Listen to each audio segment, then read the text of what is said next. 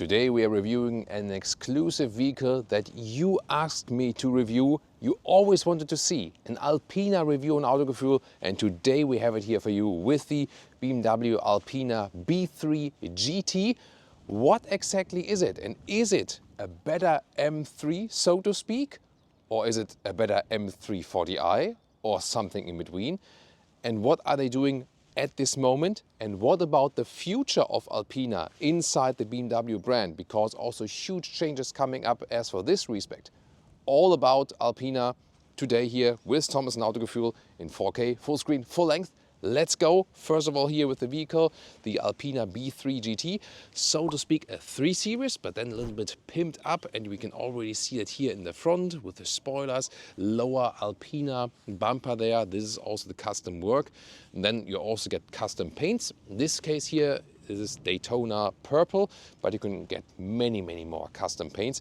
And you can see here from the front grille, vertical fins, also wide. This is not a BMW M3 grille, because indeed the chassis base for this one here is a BMW M340i. That about the base chassis, yes. But engine-wise will be a different topic, soon more to that. First of all, towards the side profile. Typical for Alpina is this multi-spoke design here, and this is pretty cool. You also get here the golden wheels, and when you see this wheel design here with the many spokes, you directly see, okay, it's an Alpina. It's one of their trademarks. You can also see bigger brakes are being applied, and Alpina logo also inside of the wheels, actually badge on the outside, and here the nice contrasting brake calipers. That's pretty lovely. And also here more golden details here with this wrap that also goes around the side of the vehicle to make it a little bit more special. And they have added more things actually. They have put an own suspension in this vehicle, own springs and a suspension setup. And the theme of this vehicle is not to be even sportier than the BMW M3. They say, hey, it's a GT. It's supposed to have the power of an M3, but the ride comfort of an M340i, or maybe even better, we'll find out on the road and on the racetrack here for you. They even have a Comfort Plus setting to be more comfortable. But then, of course, once again, a sporty setting. This is also an adaptive suspension. They also put in here the own transmission. And their philosophy is also to do some kind of over-engineering. The transmission here put in this vehicle, although it's a 6-cylinder, is a transmission for an 8-cylinder to be like over-dimensioned, so to speak. And then they say, that's why our custom-built vehicles also hold longer, because we put the parts actually that would not need to be in there, but we still put them in there, you know. Maybe like the philosophy that Mercedes had like in the, you know, like 1970s or 1980s or something like that. Very interesting approach, definitely, isn't it? They also put an own exhaust system in here. However, here, the Autogefühl fake exhaust police also sees that at Alpina, the real exhaust on the inside. The outer part is just a tip. Then also a custom diffuser in the lower part. And yeah, this about the foot kick sensor for the trunk. They obviously also have that, and it's opening when you wipe your hand underneath it. Yeah, classic live on tape here with Autogefühl, always the most authentic impressions for you.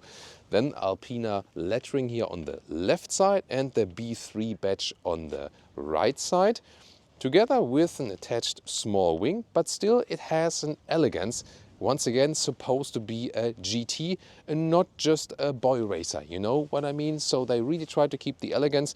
And as for the engine concept and philosophy, that even gets more interesting, because, you know, when I grew up and I had like the magazines with the tuning cars in there and so on, I always then thought, yeah, Alpina is something that just comes on top of the M3. And once again, as I said, not in terms of being better for the racetrack, they find their own setup. So remember, chassis from a M340i, but the engine indeed from the M3. So this is not the B58, but the S58, so no mild hybrid system here for this one. Then this is like the 3-liter inline 6-cylinder. Wow, it's like really nice here with the additional dome struts. Look at that for, you know, more chassis rigidity. Then you also have this number plate here with all the signatures and so on. And this one delivers from the 3-liter inline 6-cylinder 530 horsepower. Well, not exactly, because on paper they always need to be like 1 or 2 horsepower less than the M3. That's what it says in their contract. But they're allowed to give it more Newton meters of torque. So 650 for the M3, 730 Newton meters of torque here for the B3 GT. And they also are a little bit quicker in the acceleration figure. It's 3.4 seconds to 1 kilometers an hour instead of 3.5 seconds with the M3. And that also means a full second quicker than the M340i. And then also how, you know, like they handle the curve, the RPM and the torque and so on. So they actually want you to have more power from low RPM. So whereas an M3 would also be working better on the racetrack where you have high RPM all the time, they say we rather see our customers on the German Autobahn, for example, and not driving like, you know, like this next corner and this next corner and then high RPM, but also that you have like very good torque from low RPM area. That is where they actually put their emphasis on.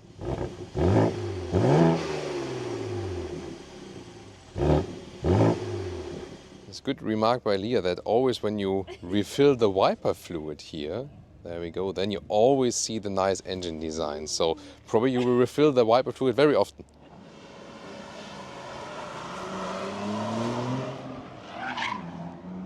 The B3, by the way, is also available as the Touring, the estate version. So if you rather would prefer this, actually, what do you think? And here, to be very exact, these are 20 spokes. And here with this model here, I can also turn them. That looks pretty cool, right? So yeah, really amazing. And originally, why did they do it the way they did it here? It came from motorsports, because by that you could save weight. At the same time, you could get stability. And this one, the large one, is a forged wheel nowadays, by the way. But if we go back to the past, always 20 spokes. This here for BMW E30, also one of my favorite BMW models, and way, way, way smaller, but even smaller when we go to the end of the 1960s, beginning of the 1970s, here from a BMW E9.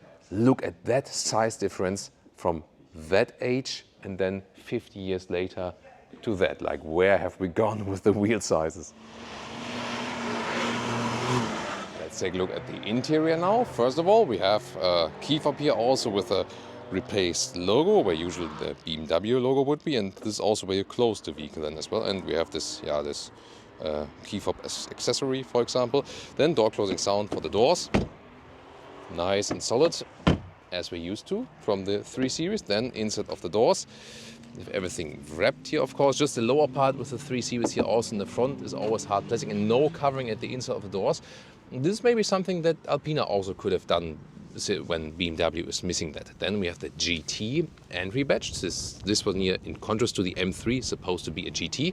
And also, yeah, wait a minute here, for the floor mats, also then a special badge here in the front. So also contrast stitches around the side. Then at the steering wheel, they replace the logo BMW with Alpina then, and also the GT badge in the lower part and a flat bottom here. And we still have real knobs at the steering wheel. And you can see already here, even when the screen is, so to speak, yeah, almost off, or like the screensaver mode, you have like your personalization. And then the seats, they would actually standard come with the new PerformTex microfibre, so that is available. This one here is the optional animal skin package. This is something, of course, they have been in like from the traditional manufacturing they do, and I hope that also Alpina maybe uses the animal skin alternatives in the future. But at least they have the PerformTex as standard available. It's a new microfiber material that is introduced with the 3 Series very recent facelift, and it's actually a little bit thicker. I had like a test material at home, ordered that, and I was pretty convinced of that. So I actually would advise you to go for that one, no matter if you go for an Alpina or also for the normal 3 Series. Because here also the animal skin is a little bit stiffer to sit on, not that comfortable actually. Also the BMW SensorTech would be actually more comfortable to sit in. And then here, headroom 189, 6'2", some headroom left, and the steering wheel is really thick. It has more like an M3 style, so to speak. Manual up and down, in and out. And what I really love are these custom-made shifting pedals here. You can see them. They have like this matte structure and feel to it, and also a good shifting feedback and so on. And yeah, I think we're gonna use them later on for sure. Cockpit overview, what can we find here? First of all, we have a lot of carbon fiber, and then here also nice detail, they cut that out and also put their small Alpina logo in there. And we also have here more carbon fiber in the middle console. So it looks also pretty fancy and reduces the amount of high gloss black in this vehicle. Then we have this additional plate here to give you more exclusivity. And although they take modern 3 Series here, there's a difference. So the very recent facelift usually has here the integrated shifting lever. This one here still has a shifting lever that stands on top. But as I explained to you earlier, they use a transmission of an 8-cylinder, so to speak. And that's why I also have like a different shifting lever here. And it's also, yeah, it gives you more or less sporty, classic styling feeling than it would be integrated. But then again, some other things of the modern vehicles they overtake because they take the basis here, like the dual screen format, 2 monitors, and also the climate unit is no more. That has already been the case since the very first facelift of 3 Series in this generation. So the climate unit all on the screen, soon more to that. Middle console, nice quality, and here also you've slided open, more space, USB-C charger. You can, however, control the infotainment system still from below here with this turning and pressing knob. They have also kept that here in the 3 Series. That's actually pretty nice. And by the way, the glove box also slides down smoothly, so that's fine. Also how it's integrated from the gaps and so on. By the way, here in the head restraint, we also have a GT stitching. So once again, here and there, we find some small details. With 189 6x2, I still have enough headroom left here. And what I always appreciate about the 3 Series is that we still here have the design element of past BMWs here with this BMW angel wings design. You know, that's what I always find pretty lovely. In the front, by the way, slide is open, adaptive cup holders. The inductive charging pad is not cooled, however, so the phones will overheat there. This is a massive problem, so rather use than the normal charging. Yeah, but then the cable connection is only for charging. The connection to the Apple CarPlay Android Auto is always wireless, enforced wireless at BMW, sadly. Then the driver POV, I really appreciate that we can switch the volume here still with physical dials on the steering wheel, and then here the shifting pedals. Yeah, they look really cool, don't they? Here once again a look here at the digital instruments, and when I start the engine, then it looks like this. And on the right side, the infotainment system. Here with this somehow overloaded view, as we know from BMW. And then here for the climate unit plus minus. It's easy to do, but then, yeah, I mean, that's probably like to rest your hand. Not ideal, I found. The physical dials were just better. I think we can all agree on that, can't we? And we also have a head-up display. It's not flickering, it's just on camera, by the way. Rear seats, they have wrapped everything from the inside, from the doors. Just here the lower part is, like with all 3 Series here, just the hard plastic in the lower part. And they have also here special floor mats for the rear, and also with these badges here, Alpina B3 GT, so that's a lovely element as well. And well, the rear seating in the 3 Series is nothing special when you have a tall driver in front of you. So you see it hardly fits here with the legroom, not the best usage of space, just the headroom here with 189 6x2, that always works. And here we can fold out either the ski hatch to load things through, or here then the cup holders with these rubber lips here. Yeah, but the thing is, here in the mid-size sedan segment, usually not too much legroom. When you have these platforms, that's also housing 6-cylinder engines, because there you always have the long hood. It's always some kind of a compromise then with the rear legroom here. 2 USB-C chargers in the middle part. You also have here your own climate unit when everything's on, and huge middle tunnel as usual. Trunk or boot, have they done anything special there? Let's take a look here. Then we can see cabin trolley fits in vertically, of course, classic 3 Series trunk. And then here we have this nice cover here, this floor mat basically in the trunk. It's the Stitch logo on there. It's also high floor, feels really nice. That adds some more exclusive feeling to it. 1 meter or 40 inches in width there between the wheel arches, and the length here is like 1 meter and 5 or 41 inches. And to fold it, of course, here, releasing it, and then, well, we have to go around. There we go.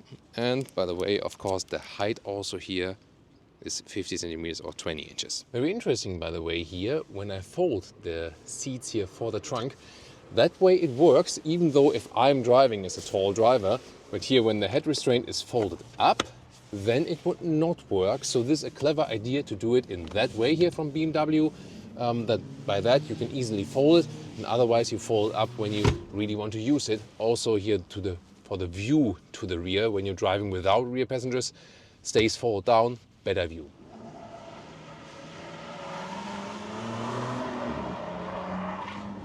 Launch control.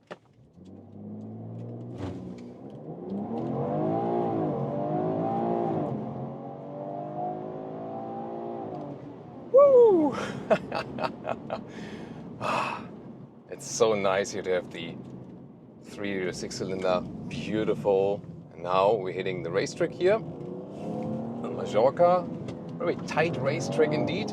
And I'm in the Sport Plus, and I have the ESC Sport mode actually. So let's see what we can score with that one.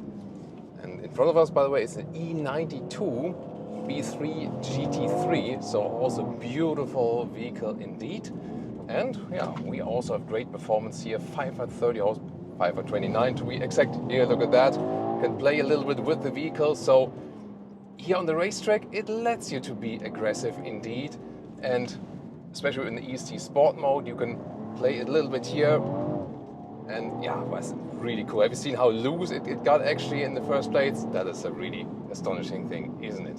Steering feel, as we know from the 3 Series, could be a little bit better. Here the Alpina guys, they worked a little bit on the steering feel. I do like that, but in general, the 3 Series steering feel could indeed be better, I feel, actually. So it doesn't give you the most natural feeling. There actually, Audi and Mercedes, the competitors, are better in the steering feel. Meanwhile, really good here.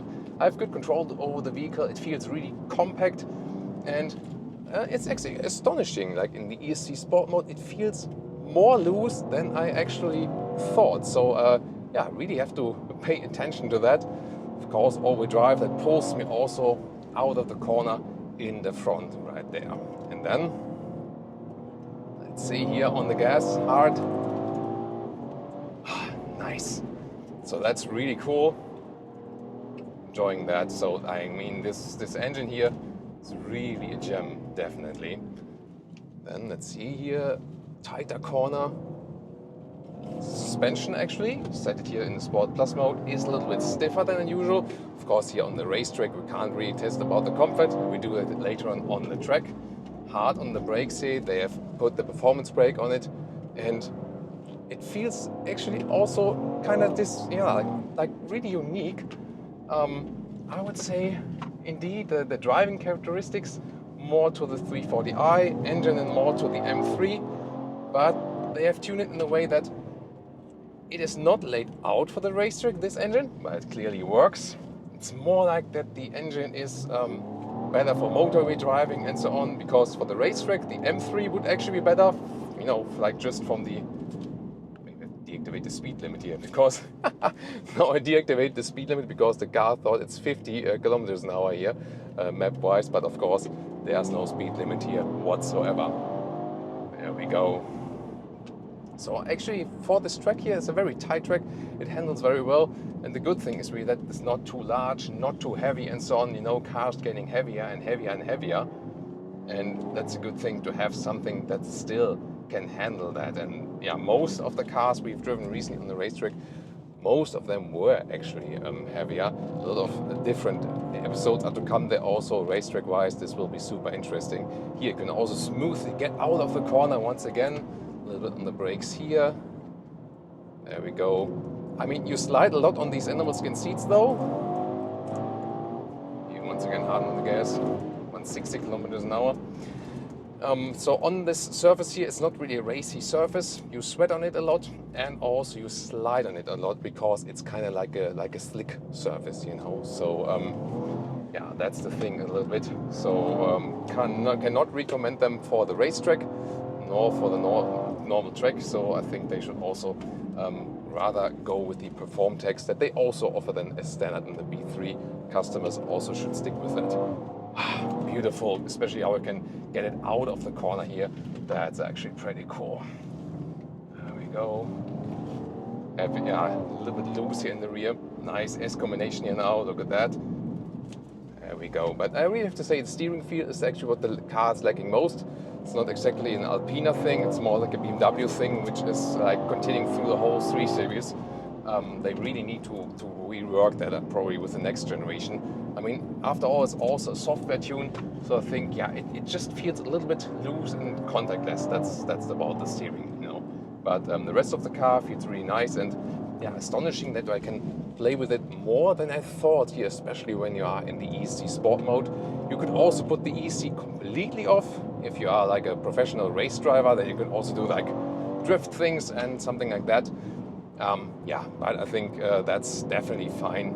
Definitely for me here, for our purposes, definitely. Woo! There we go.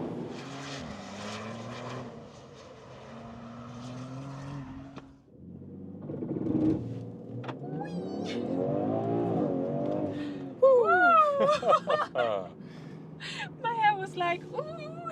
Yeah. That's the launch control. Also works here when you're in this manual shifting area, plus EC Sport and so on. But we go to EC On again.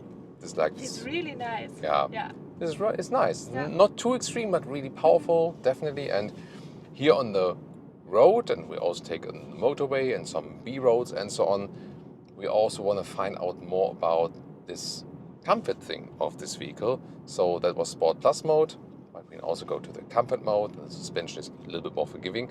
There are, as we have shown to you, 20-inch wheels on this vehicle. So let's see how they play out. As for the comfort, also will when we have some potholes and so on. But yes, probably no one will take this one on the racetrack, although it does work definitely, but they will use it in their everyday driving life, as we do right now. When the road is even, so far nice and smooth.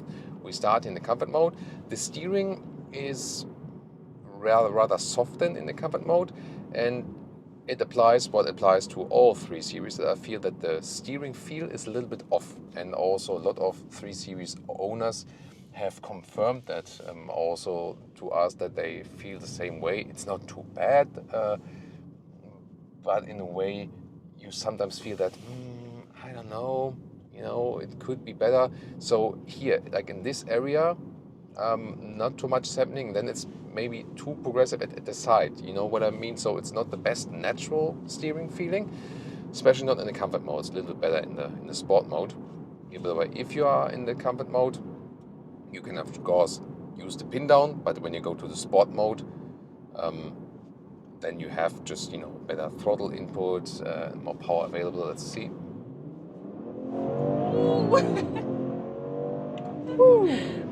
So that was 60 to 120 kilometers an hour, easily delivered, and really nice from that one. Pretty cool. Now let's try to feel with the sport mode here. So remember that feeling, like how stiff it is? Sport mode now. I mean, now the road is pretty even here on the motorway and so on. Let's see, feel. Now I'm switching to the comfort mode. What would you say? Maybe a little bit. Yeah, maybe a little bit different. And then there's also this so-called Comfort Plus mode, so even more comfortable. So they have that here exclusively.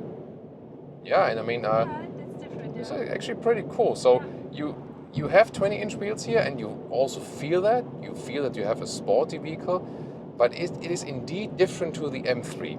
So the M3, you know, yeah, you have that sporty vehicle, but then you also lose comfort in your everyday driving. That's definitely like that. So suspension setting is more like in the 340i, but yeah, I would say, I mean, although they have the big wheels here, it's actually quite okay. I'm looking forward to how it is then with potholes and so on, but it really feels nice. And good motorway vehicle, definitely. Oh, that's interesting. That's interesting. So when I'm only slightly on the throttle, that's what they say about like this low RPM area, that you already have more Newton meters of torque than there. That's interesting. So It's like this ASMR thing. yeah, this growling. So you have like this growling sound from the engine, but not in a high ref way, you know. You already have it earlier. So when I'm just slightly on the throttle, and like the vibration also goes to the seat. Yeah. That's interesting. And you you don't have that neither in the 340i nor in the M3. So that's a setting I really appreciate, because that's all what I always say about when you drive engines that are still like, you know, 6-cylinder or maybe 8-cylinder and so on, that I always prefer these when they are somewhat, yeah, also that you can use the power at low RPM and not always like, hey, like I'm the quickest everywhere and I want to go racing everywhere. No, you can have this power, but already when maybe you don't really need it, you know, just I have it, and you're slightly on the throttle and you're enjoying this sonorous sound. And yeah, what we would say in Germany is like Laufkultur. It's like the running culture of the engine, so to speak. You know what I mean? So yeah, I really like this Comfort Plus mode, actually, that we have good suspension comfort. At the same time, it's not in a way that the car would be shaking or something, you know, even if I do something crazy on the steering wheel. So it's still very calm and collected. And let's say even in the Comfort Plus mode, the vehicle is sporty enough. And I think that's the important thing here. Here now in the roundabout a little bit there. Let's see here, steering feel. Yeah, here sometimes there it's a little bit loose also, so to speak. So a little bit more feedback from the steering would actually be better, I feel. Let's try it here once again in the sport mode. What about the steering feedback? It's maybe a little bit, but yeah, that's the thing. It's really across the 3 Series portfolio that you don't have the best steering feel here. By the way, speed limit warning deactivated. Press and hold the set button. That's a good shortcut that BMW has. Hardly anyone knows that. And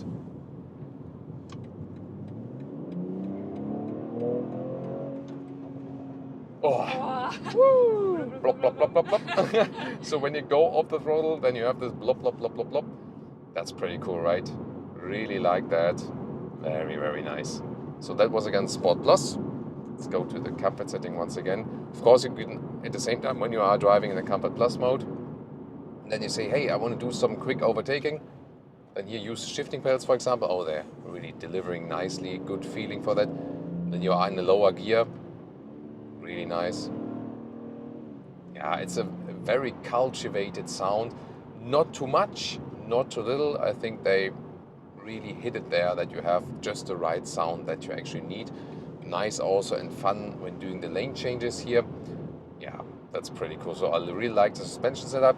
I also like that they have like this this torque upgrade for the engine, but it's really astonishing. So the M3, for example, feels way more aggressive. It feels more like I gotta, you know, fight the track immediately. I gotta go to the racetrack and you know, race all the way through. That's the M3.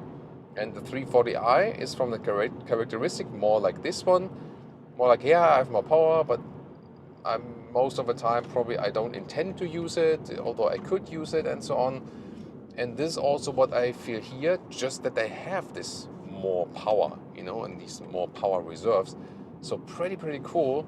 I really like this philosophy, because when I'm driving it here on the motorway or just, you know, around the city in the town and so on, I don't actually always want that I'm gonna go racing, you know. So this more cultivated setup, the more drawn back setup. At the same time, you even have more power, although you don't feel it.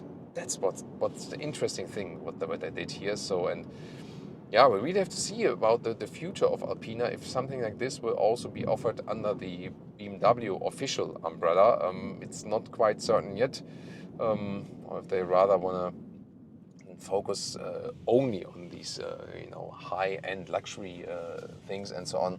Got to really see about that. But I would hope that maybe something like this is being offered.